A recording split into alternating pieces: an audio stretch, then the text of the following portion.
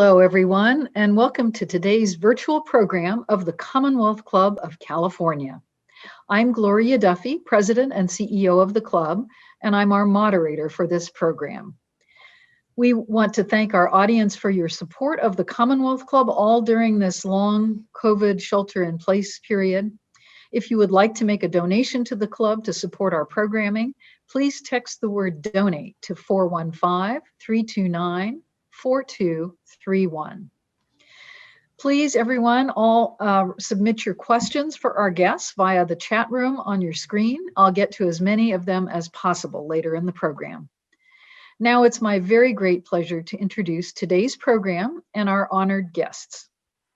George Shultz is former U.S. Secretary of State under President Reagan and Distinguished Fellow at Stanford University's Hoover Institution. He's one of only two individuals who have held 4 different federal cabinet posts, including Secretary of Labor under President Nixon. Let me also say that when one thinks of the epitome of a statesman, Secretary of Shultz very quickly comes to mind. He's also, and perhaps this isn't as well known, been a very effective and dedicated advocate for many years for policies to reduce carbon emissions and combat climate change, shaping decisions from General Motors' decision to build an electric car to Governor Schwarzenegger's path-breaking climate legislation for California. Next, please welcome Dr. Adele Hayutin. She is the Annenberg Distinguished Visiting Fellow at the Hoover Institution. She's a renowned economist and demographer, formerly chief economist for the Fremont Group and senior research analyst at Salomon Brothers. And Dr. James Timby is Distinguished Visiting Fellow at the Hoover Institution and former senior advisor in the U.S. State Department from 1983 through 2016. All in all, Dr. Timby spent about 45 years at the U.S. Arms Control and Disarmament Agency and the State Department, involved in guiding and contributing his wisdom to every major arms negotiation and agreement the U.S. has been involved in. He's the only individual that I know of who had a bureau at the State Department identified simply by his initial, T. Secretary Shultz and Dr. Timby are co-authors, and Dr. Hayutin is a contributor to the just published book, A Hinge of History, Governance in an Emerging New World. In their book, our speakers say that the world is at an inflection point, that a number of global demographic, technological, and communications changes are creating challenges and opportunities for the US and other countries, and require better governance at the national and global levels. Today, we'll have a conversation about those opportunities facing the United States and the world at this unique point or hinge in history. We'll discuss how to foster international cooperation and strong governance amid these changes and challenges. Please again welcome Secretary Shultz, Dr. Hayutin, and Dr. Timby. And we're going to begin with some brief presentations by each of our speakers, starting with Dr. Shultz, followed by Ambassador Timby, and then Dr. Hayutin. And before Mr. Shultz begins, I would also like to mention that the new book around which our conversation will be based today wasn't timed to coincide with the presidential election, although it fortuitously does, but rather with a very special milestone for Secretary Shultz. I'd like to wish Mr. Shultz a very happy 100th birthday coming up next month. And Mr. Secretary, over to you. Thank you, Gloria. It's always a privilege to appear on a Commonwealth Club program. You do a great job for all of America, not just San Francisco. I wanted to talk about this book because it is important. There's no partisan content to it at all. It's just a straightforward presentation of important developments that are taking place that whoever is there is going to have to grapple with. It's useful to start with another turning point. Right after World War II, we were the only country standing. Everybody else was more or less demolished. And we looked around, and what did the Trumans and Achesons, Marshalls see? They saw 2 world wars. They saw the first one was settled in rather vindictive terms that helped lead to the second. They saw 52 million people were killed in the Second World War. They saw the Holocaust. They saw the Great Depression and the currency manipulation and protectionism that aggravated it. And they said to themselves, what a crummy world. And then, as you know, after World War I, we walked away from it. But these people said, we're part of it, whether we like it or not. So they recognized the hinge of history and said we were on it. That's a lesson for us. Then they produced Bretton Woods. 44 countries were at Bretton Woods. The star was John Maynard Keynes, a Brit. But it was a classical case of pulling together people and constructing what came into being as the ground rules for a new world economy. The International Bank for Reconstruction and Development was created, morphed into the World Bank. General agreements on tariffs and trade were created and became the World Trade Organization, reducing trade type obligations. So the IMF was created to deal with exchange rate issues. So the whole thing was there, and over time it developed well. And then came the Marshall Plan. Again, this was not us telling people what to do. It was us saying to people, if you have a sensible plan and it needs some money, here we are. We reached out to our former adversaries, Germany and Japan, and we said, why don't you try governing yourself in a democratic manner and be part of the solution and a part of the problem? So that worked. So they did a lot of things. Then comes NATO and the Cold War. And I can tell you, having been very much involved, that NATO was the classic in producing the turning point in the Cold War. So they faced an hinge in history, and they worked at it kind of serially, not with some grand conception, but they produced a wonderful result. But if you look carefully now, you see that the economic and security commons they built is gradually eroding. And at the same time, new forces are coming into play that are very powerful. The first is demography. People don't realize how drastically the world demography is being shaken up. All developed countries have falling fertility and rising longevity. Most are losing working age population pretty rapidly. The exceptions to that are the United States, Canada, and Australia. We're still immigration countries. But other than that, people are having their workforce age structure turned upside down. And they're losing working age population. And then you see the world population continues to increase. Where is that coming from? Well, Africa still has high fertility, and a couple of countries in East Asia do, Bangladesh and India. These happen to be places where good work is not easy to find, and where drought conditions from global warming come. And when you have drought and you have no money, you got to leave, right? So there's going to be a lot of migration. If we realize that it's going to happen, have to get ready for it. So we see all kinds of issues that you can portray here. And we know, for example,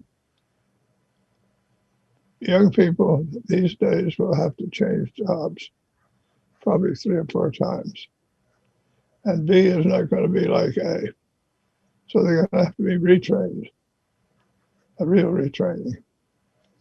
And it's obvious that people who have a strong K-12 education are much more effectively retrained than people who don't. That puts a spotlight on the quality of U.S. public education, and California, I'm afraid to say, it's poor right now. We know how to do something about it.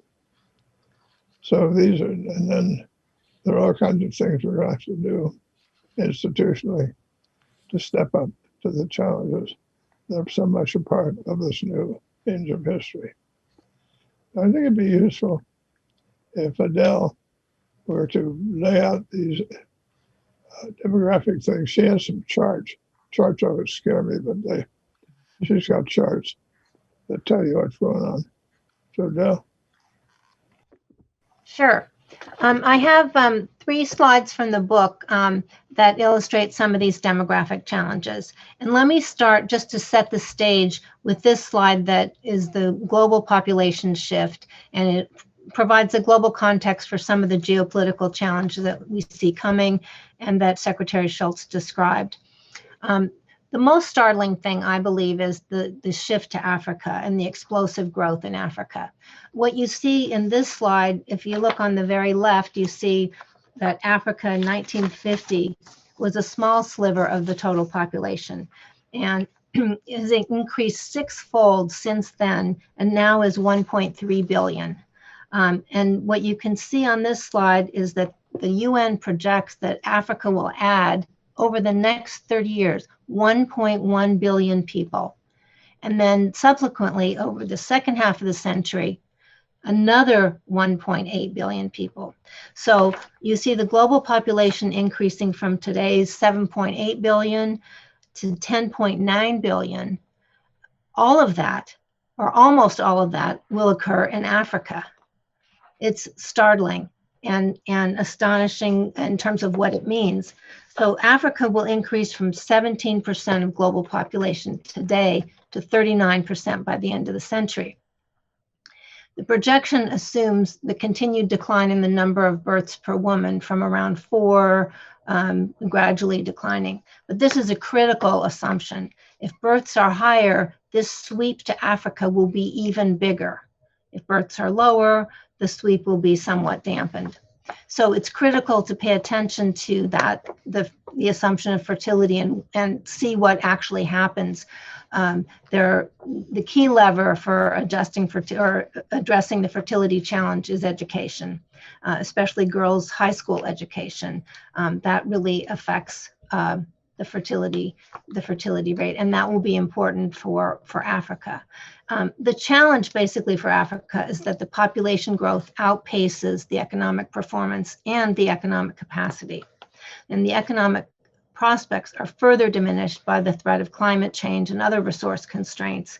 The climate change will affect the economic prospects and in turn stimulate migration-induced migration to other parts of the world. Now, if you look at the gray area in the middle, that shows Asia's population, which is projected to peak around 2050 and then decline. So this is, we're starting to see population decline. It will shrink from 60% of the global population today to 43% by the century end. And what you see is that Asia will end the century at about the same population as today. What you don't see is the shift that's going on behind this peak. So there's a regional shift in population from China and East Asia to India and South Asia. China's population peaks in 2030. India's population peaks at a higher rate, at a higher level, and 30 years later. So there's definitely a shift. We also see Asia's population growth fueled by Pakistan's explosive growth and Iraq's explosive growth. So Europe is at the bottom of this chart, and it's projected to decline by 16%. North America continues its slow but steady growth, as Secretary Shultz said, fueled by continued immigration. But let's come back to Asia for a minute. I want to look at that population arc in some more detail. We can expect this population arc all over the world except for Africa, which has the continued explosive growth. So the arc occurs because population growth slows as fertility rates decline. And then after that, workforces start declining and total populations decline. So you see this arc of population growth. And the timing of the arc depends on fertility declines and longevity gains. So the timing is really critical. And if you understand how this arc works around the world and for different countries, you can really have an insight into the demographic challenges that countries face. We know that most countries will face slower growth, and we know that workforce declines are going to occur almost everywhere over the next few decades. They're going to start, I mean, they've already started in Europe, and they'll start soon in other parts of the world. So paying attention to this arc of population growth is really critical.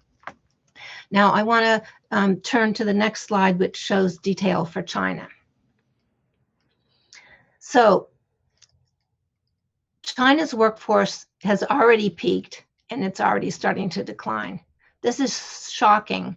We always thought of China as the factory floor for the world. So the fact that their workforce is starting to decline is something we really have to adjust to. You can see the dark line at the top is working age population. And the run up in working age population over the last 50 years contributed greatly to the economic growth that we've heard so much about. But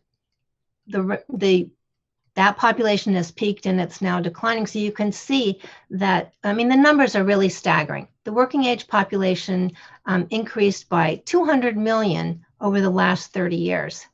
And it's about to start decreasing and is projected to decline by about 200 million over the next 30 years. So we see a 31% increase up until now, followed by a 17% decline going forward. So this is startling, and it really, how China deals with this workforce shrinkage will really be critical. They can embrace technology, they can change some of their workforce policies, but we need to pay attention to what they're doing because it really does affect their economic prosperity and their global political power. And now at the same time that the working age population is going to start shrinking, you can see the light gray dashed line is the older population 65 and older. And it's been gradually increasing up until now. But starting now, that population is going to double. And the numbers again are staggering, from 200 million old people to about 400 million old people within the next 30 years. And we know that China is not very well set up to manage its aging population. The pension system is limited, and really importantly is the traditional family support system has disappeared. With the one-child policy, we now have very small families. The children have no siblings, no aunts and uncles. The family structures really changed dramatically. So the family support network for older people is basically gone. And so that will be a major challenge for how China manages its aging population.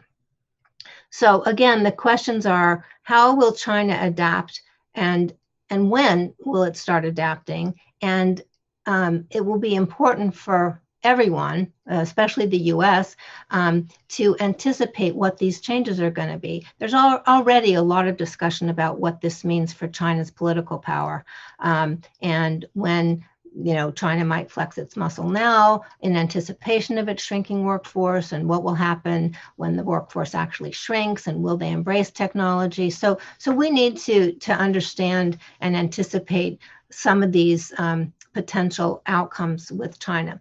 Now, China is not the only large economy facing a shrinking workforce. In fact, the UN projects that 8 out of 15 of the largest economies are projected to have significant workforce declines over the next 40 years. The US is an exception, fueled by immigration, and also because we have a more youthful population than many of the other advanced economies in general. We had a large baby boom and a higher fertility rate. So we're younger than most of the other large economies. Now I want to show a slide of aging in Europe. This is my third slide. This will be the last slide that I have. And this shows, it's a little complicated, but it shows the percent of the population that's 65 years and older. And the focus is on Europe because we know that Europe's biggest demographic challenge is its aging population and the related shrinking workforces. So at the very bottom of this group, this cluster of countries, you see the US, it's a little dotted line. And we had, we think about our aging baby boomers, and we did have a run up in the percent of our population that was old, but it's mild compared to what is going on in the rest of the world. So our percent 65 plus goes from 17% today to 28% by mid-century.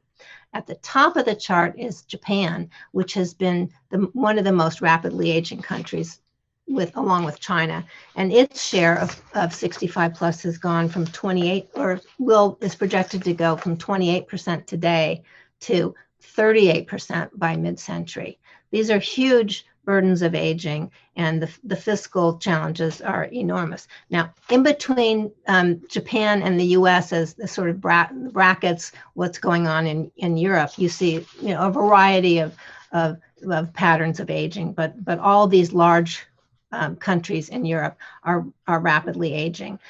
You can see that the UK, which is the black line just above the US, is younger. The UK and France have been younger than the other countries. Italy and Spain are among the most rapidly aging. So with this aging comes the challenges of shrinking workforces and the questions of how this will be managed. And one of the ways to manage the shrinking workforces is through technology, and both that technology in terms of caring for an aging population, but also in terms of increasing productivity. So this is one of the ways that these countries will address their shrinking workforces. And we spent a lot of time in this project on technology changes, and Jim Timby can address that. Thank you, Adele. One of the little aspects of the one-child policy in China that always interested me is there was a bias toward boys. So the result of the one-child policy is a no-child result. So their demographics is something to worry about.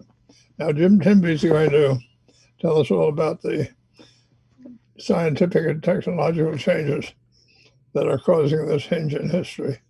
It's big time stuff.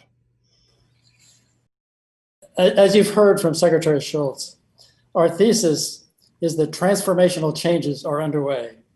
Demographics are shifting, technologies are rapidly advancing, the security and economic commons that was put in place after World War II is eroding, the climate is warming, the nature of conflict is changing. All of this is taking place at a rapid rate. The goal of our project is first to understand these transformational forces, to fully appreciate the challenges facing those countries where the society is aging and the workforce is shrinking, and other countries where the population is young and needs better education and a growing economy to provide more jobs, to understand the implications of artificial intelligence for the workplace and for our national security, how social media complicates governance over diversity, how 3D printing and other modern manufacturing techniques can make things near where they are needed, reversing globalization. These transformational forces present opportunities. They have great potential to make us more prosperous, more secure, more healthy, better informed, better citizens. But they also raise problems. Disruption of the workplace, the spread of misinformation, migration, security challenges, so forth. So this brings us to the second part of our project, to suggest how best to proceed to take advantage of the opportunities, to capture the benefits of changing demographics and advancing technologies, and mitigate the problems. And one of our conclusions is that the United States is in a better position than many other countries to succeed, to ride this wave, to take advantage of the technological and demographic opportunities before us.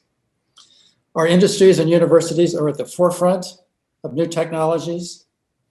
Our long experience in diversity is an asset. Talented people are attracted to the United States from all over the world. Our tradition of immigration allows us to maintain the size of our workforce, even as we age. Workers will need new skills for new jobs, but we know how to do that. Community colleges can support transitions to new jobs. The biggest problem we see is the shortfall in K-12 education. That is a problem that will need to be addressed. But overall, the United States is in a better position than most to take advantage of the opportunities and mitigate the problems. And the last point I would make is that these forces are global, and most countries are facing these challenges. There's a lot of potential for working together with allies, with partners and friends, and with competitors as well, and for return to our traditional approach of international cooperation and leadership. Thank you, Gloria. Thank you, Jim.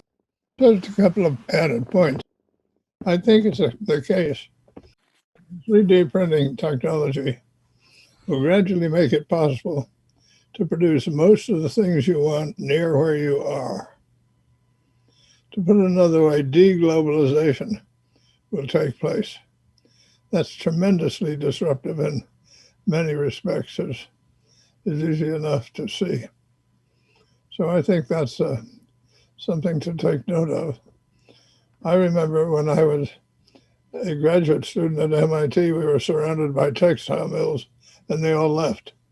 They all left for low-cost labor. And then they left the South for Asia for low-cost labor. And now that low-cost labor is not going to mean so much. So they're going to come back home. What do you know? So but globalization is a huge event, makes big time operation. Thank you, Secretary Schultz, Ambassador Timby, Dr. Hayutin. Lots of questions, some from me, some from our audience are coming in. Wait a minute, let me show you. There is a book. Yes. A Hinge of History. There it is. And thank you. So one of the first questions that comes to mind is how much has COVID changed any of the factors, the trends that you're looking at? You have a very interesting story at the beginning of the book about how about a year and a half ago, you had a presentation to your group, which basically predicted an animal to human virus such as COVID and many of the consequences of this. So you had heard about this. Now, you know, your final meetings of your group took place via Zoom because the pandemic had struck. Does the pandemic change or just accentuate the factors that you have talked about? I think the pandemic has added a new dimension to our capabilities. And in the future, if we ever get to one, we need to have some combination of on-site things that we do combined with Zoom. For example, we have the Annenberg conference room where we did our events, but lots more people wanted to come than could come. So we should fit it up with Zoom capability and people could tune in and expand. I think there are all kinds of things like that that can be done. Thinking about it. For instance, on jobs, you talk about the 7 million unfilled jobs in the US due to mismatch of training and capabilities with the kind of jobs. Have factors like that been fundamentally changed by COVID, by the economic recession? Cut down demand for jobs. It's been a big disruptor. But I think over a period of time, we've always had a little surplus of job-seeking workers. And that's why we've had such a healthy economy. Any other factors that have changed your views or extended your views from COVID? I would just make a comment on the demographic impacts. We don't know yet. There have been some studies, but the general idea is that COVID will dampen life expectancies in some places, but we don't really know yet, and so we'll be watching for some of those effects. What we'll see is that the direct effects are small, but the indirect effects on health and people postponing healthcare, people postponing their education, especially children, the impacts on children are really significant. And so this could affect overall health and well-being in general. So we'll be looking for those kinds of studies that look at the global effects in terms of health and healthy life expectancy. Yeah, and like the other changes that we discuss in the book, the COVID-19 pandemic is global, and it can only really be addressed effectively through international cooperation. Countries can mutually benefit by sharing information, learning from one another, supporting each other, and jointly developing and producing therapeutics, vaccines, jointly preparing for the next outbreak. We can probably do a lot better in the future than we have for COVID-19 in working together with our allies and friends and partners. We have, as a member of our group, a big contributor, a woman named Lucy Shapiro. She's the smartest person in any room she's in, and she's fun. But she says, and she said this before the COVID broke out, that we're in a period where there's much more contact between animals and persons in places that now travel around.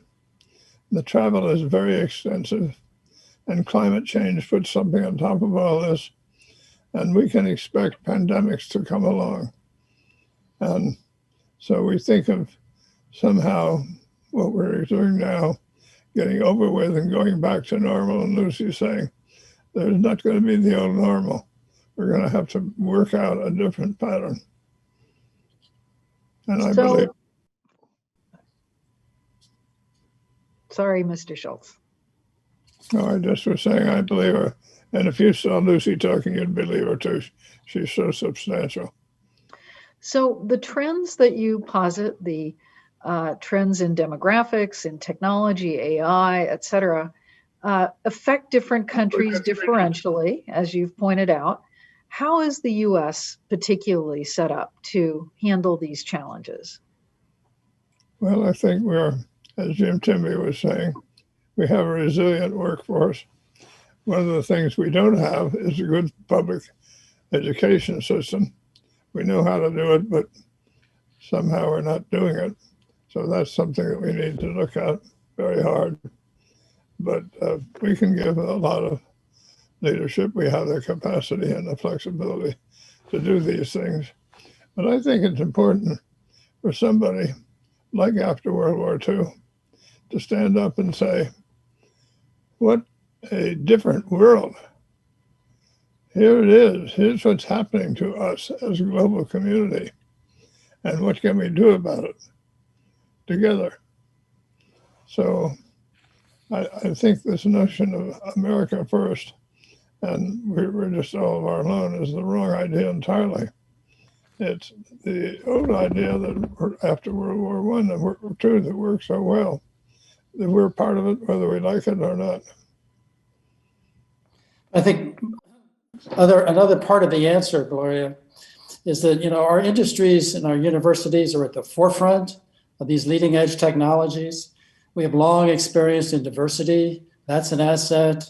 Talented people from all over the world are attracted to the United States. We have a tradition of migration that allows us to maintain the size of our workforce. So we have a lot of advantages. And we think that the United States is therefore in a pretty good position, certainly compared to the rest of the world. There are problems and issues that need to be addressed, but we're in a pretty good position to reap the benefits of advancing technology and deal with the problems.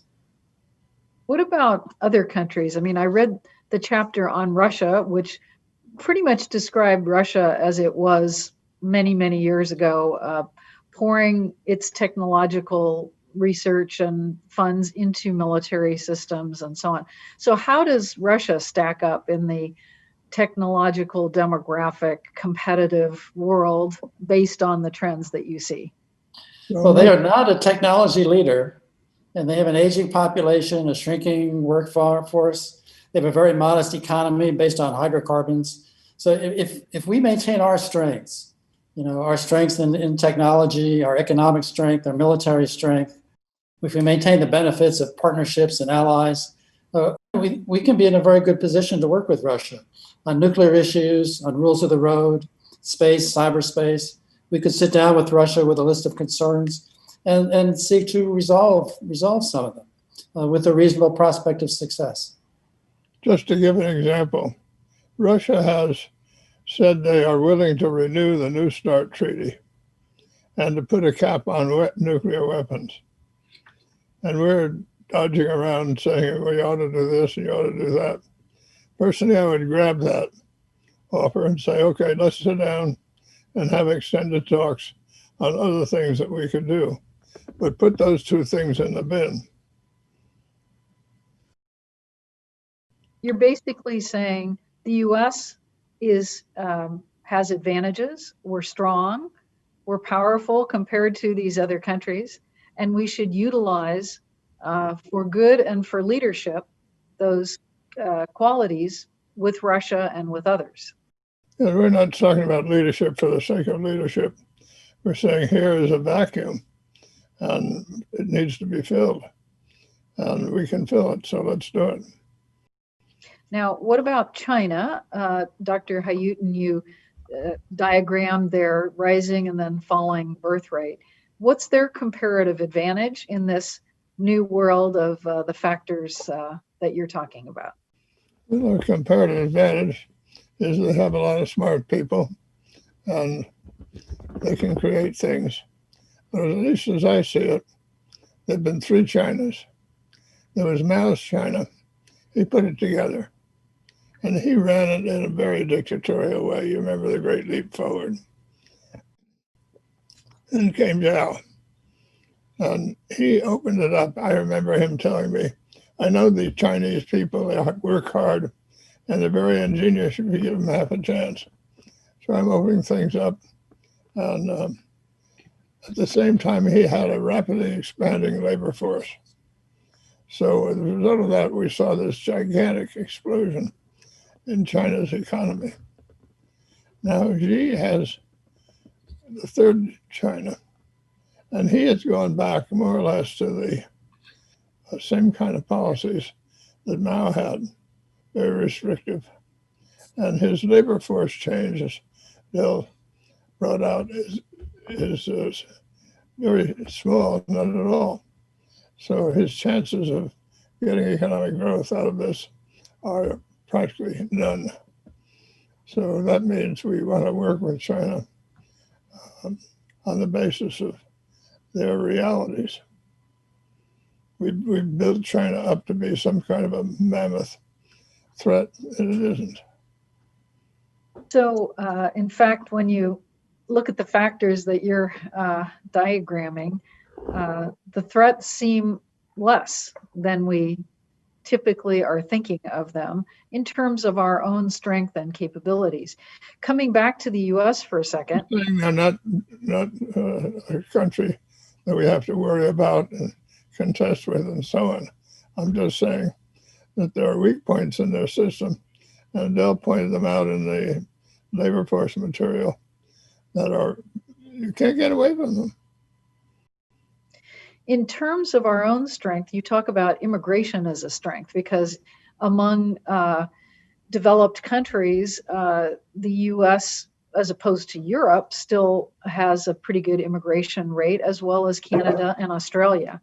And so obviously we need an immigration policy, how to handle the issues we've had with immigration versus the strengths that we get from immigration.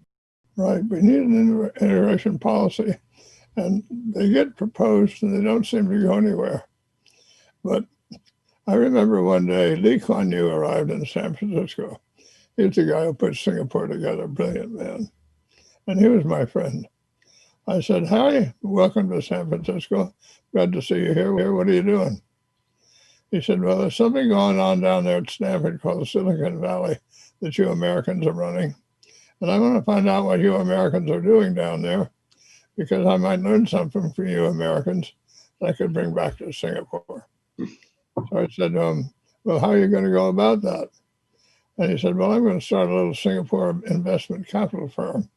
The way I found out about something is to be part of it and see how it works."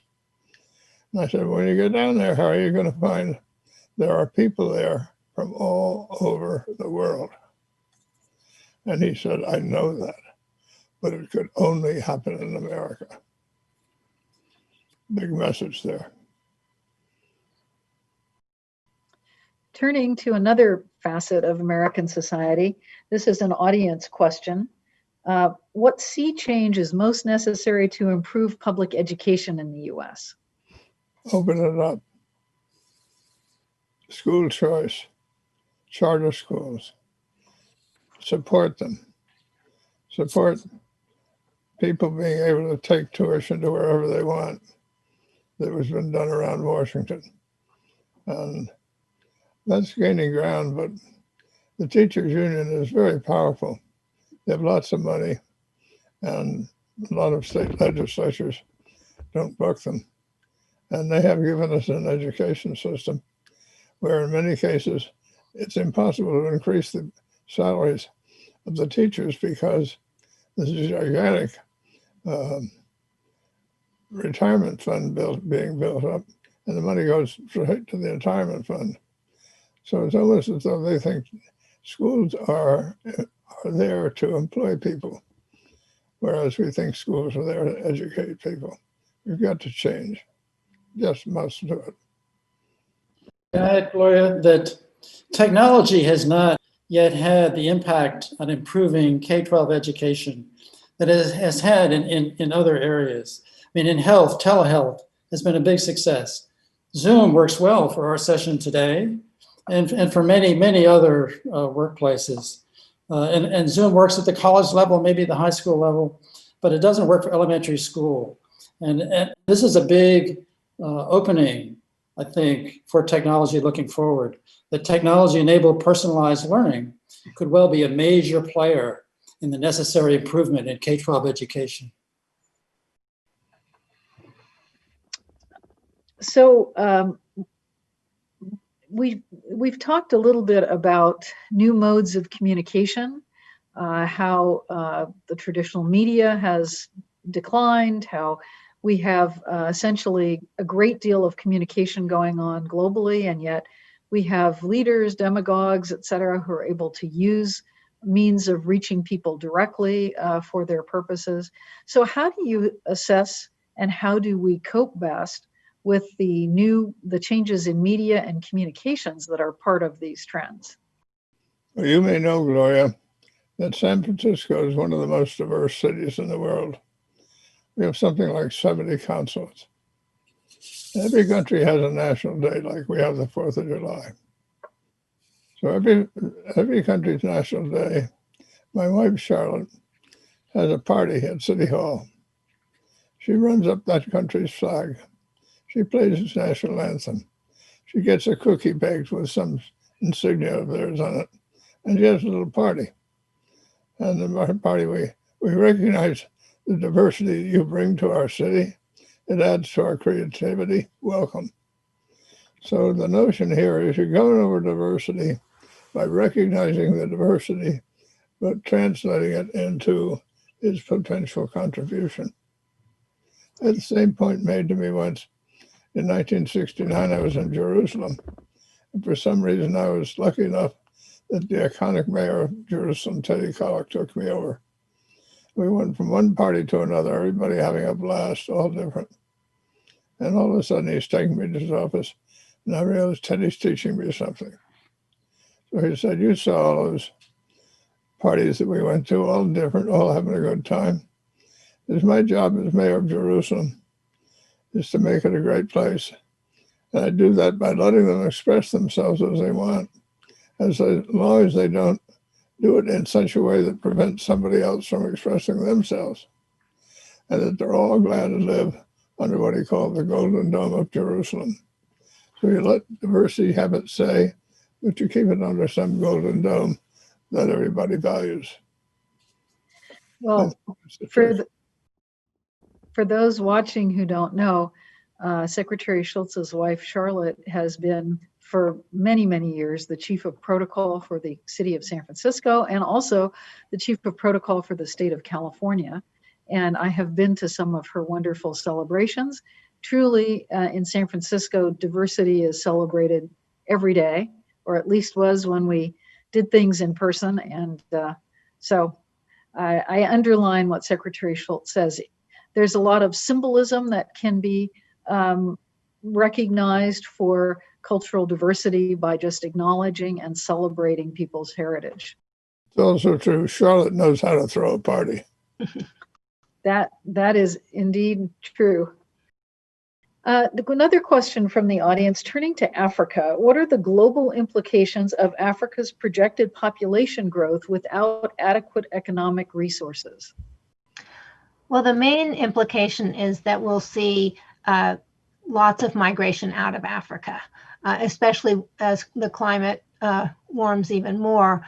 And this will be a challenge to many countries.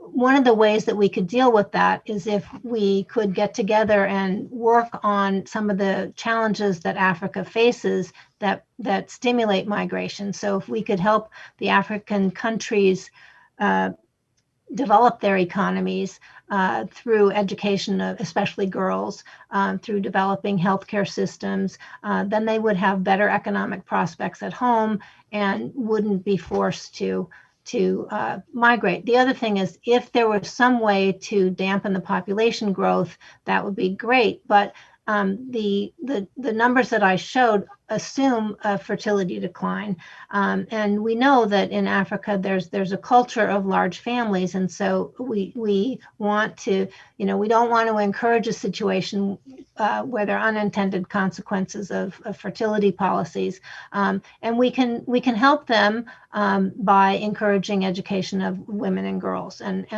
that will be critical. So one thing is to try to help them through advice and investment, develop greater economic prospects. One key component of this is concern about climate change. So what immediate steps should the US and the global community take on climate change? Here is the answer. I know you've been waiting for this. Number one, put a hefty tax on carbon, and then refund the money that you've collected to everybody with a Social Security number in equal amount. So it's a progressive tax, but it's not a tax that has any fiscal drag on the economy because it's never really been taken out of the economy.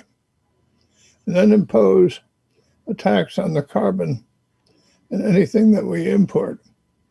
So people who send things here under the same carbon restriction as we are. So I've been pushing this for a long time, first with Gary Becker. We wrote things, and Jim Baker and I have been pushing it. And it's beginning to gradually get hold. And we say, get rid of all the regulations. Just put on a tax. People see a high price, they react to that price, and you'll get what you want. And then the other side of the coin is, if somebody says, okay, I want to get what I want, what do I do? That's where I think there should be a very strong support for energy R&D. I know at Stanford and MIT, I'm familiar with both those programs. They're very strong programs and productive, but I'm sure elsewhere too. And these are the places that produce things. I might say at the Stanford one and also MIT, industry people are there. They see something good, they want to buy into it, so we charge them to be part of it. But it's a good thing, because if we invent something and develop it a little bit, we don't know how to bring it to market, but they do. They can bring it to market. So I think it's a good setup. So if you think of danger as a clock, like the Bulletin of the Atomic Scientist clock, but on climate change, how close to midnight are we on climate change? How serious is the situation? I think it's very serious. And the fact of the matter is climate has already changed, past tense. It's keeping changing. But you can look at the effects of it. The ice cap over the Arctic is melting fast. Have you seen these streams coming off from the ice cap of Greenland? It's like a big river. The reefs, like the Great Barrier Reef, have been affected in such a way that they no longer have the fish nourishing capacity they used to have. I'm sure there has been a contribution to the forest fires in California because of the dryness that goes with the heat. And there are other things involved, but it's part of the process. So I think it's a major development, and we need to get a hold of it, and the way to do it is the Schultz way.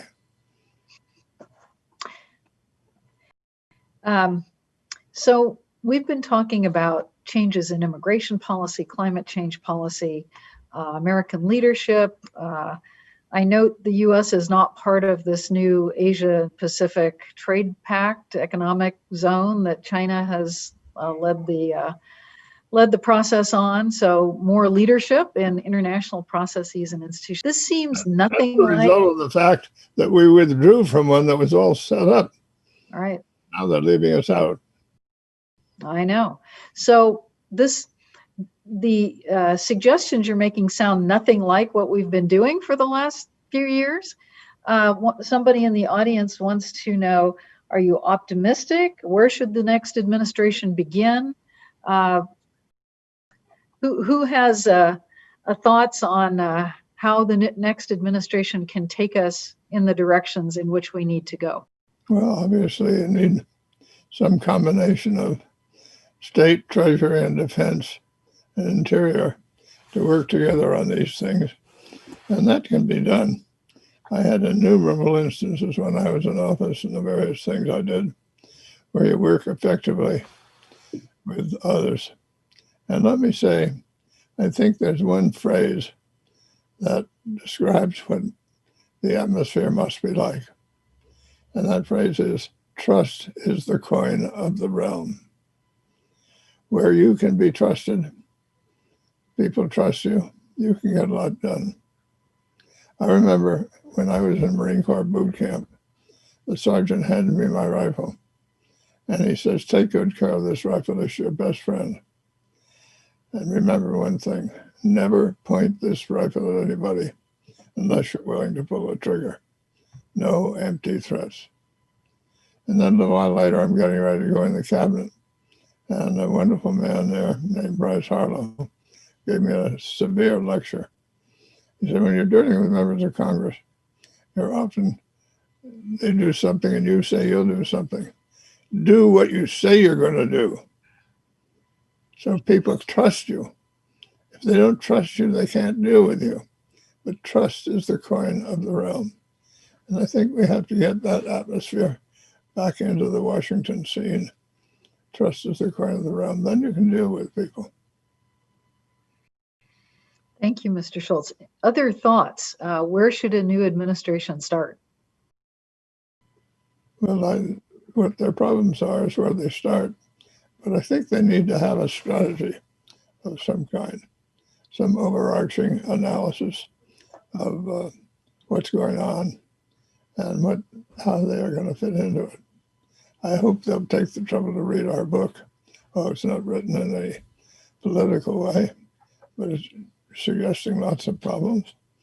But they do that. Then they have obvious foreign affairs things to work on that need some work. I hope they don't raise taxes and do all the things that Biden has threatened, because they'll ruin the economy if they do. So more audience questions. Can you comment on the emergence of ultranationalism in the US and Europe? Well, the trouble is, it's been going the other way.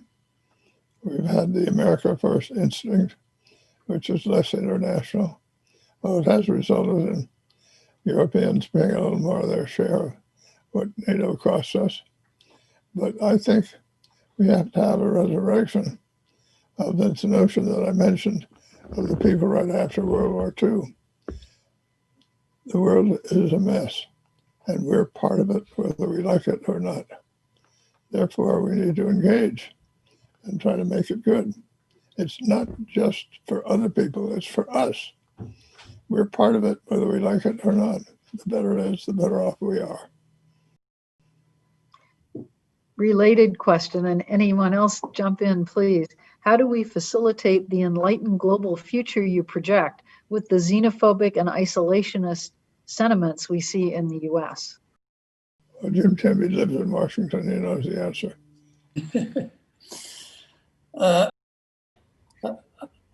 I wish I did know the answer. These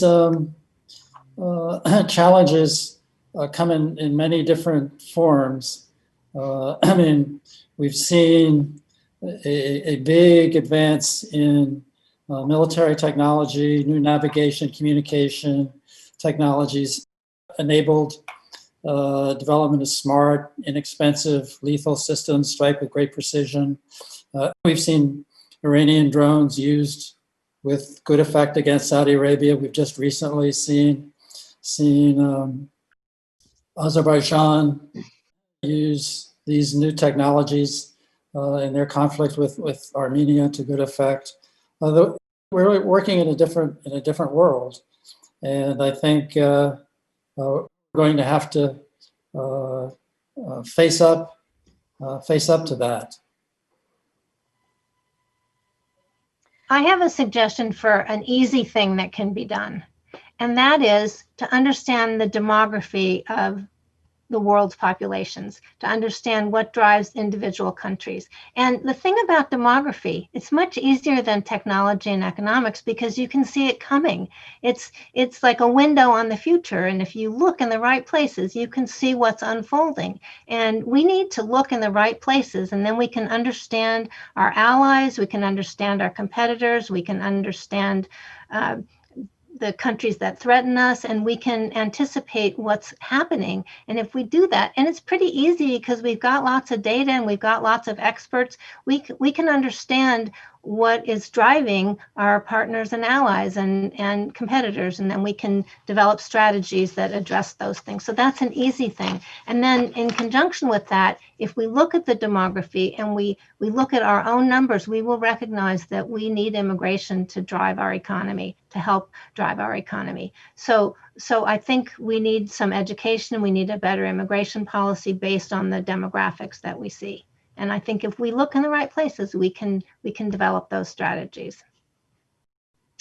So you talk about major changes and trends in several areas: the changing demographics, changes in automation and AI, changing the job market, essentially, changes in the means of production, and the changes in information and communications. So Ambassador Timby and Mr. Shultz, you've spent a collective century or so working in the American government. Given this template for what to look at and new policies that are needed, where should this live? Who should pick this up in the American government? How could it be structured?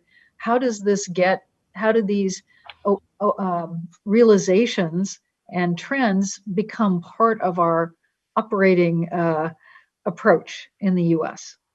I think there are units in the U.S. government that should be the centers of conversation. The National Security Council is clearly one, and the Treasury ought to be part of it. And let them discuss these issues. And not in any political way, but just how to understand what's happening and suggest what to do about it.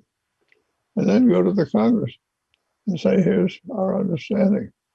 And not suggesting any here, we're just trying to enhance everybody's understanding. And then try to work through problems together. And trust that if they're going to their own basis, we can get somewhere. I think people are ready to get serious. I would hope that a guy like Joe Biden, who I remember I used to duke it out with him in the Foreign Relations Committee. But Joe came away with mutual respect and friendship. He's that kind of a guy, kind of argument, but it's not.